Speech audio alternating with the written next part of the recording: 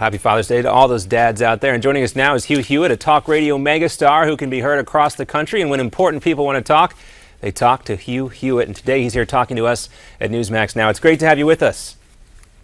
Thank you, John. That's very kind of you to say. Well, it's my pleasure. And now your new book is called The Queen, the epic ambition of Hillary and the coming of a second Clinton era. We'll talk a little bit more about that in a second. But when I was checking out your blog yesterday, I was struck by your post. So much of the news coverage has focused on Charleston, but you talked about Christian persecution in Israel. The LA Times picks up the story from there. Fire damaged a landmark Christian site in Israel early Thursday, in what police suspect is the latest in a series of hate crimes against non-Jewish targets throughout the country, drawing widespread condemnation and international concern for Christian groups.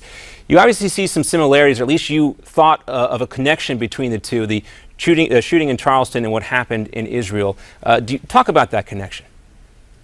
Well, the contributor who made that post is John Schroeder, and he's a deeply thoughtful evangelical who follows Christian persecution in the Middle East with a great eye. He is also deeply troubled by the attack on fellow believers in South Carolina and the persecution of the church and the death of faithful people anywhere, whether it's in Israel or Egypt, the Copts, whether it's ISIS rampaging through northern Iraq, where there are historic Christian communities reaching back to the earliest centuries of the church. No matter where it occurs, all believers come together and pray for the victims and their families and suffer with them. There is simply no words to describe what happened in South Carolina.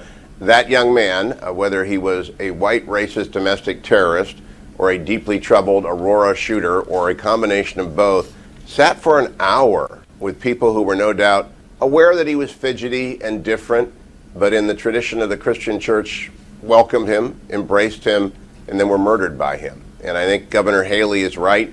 If the death penalty is appropriate, it ought to be sought after. But John also posted earlier today, we ought not to politicize this. This is not...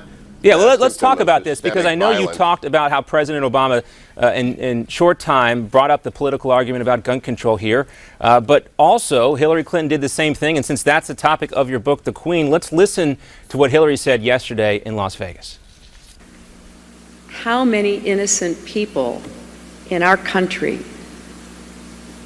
from little children to church members to movie theater attendees,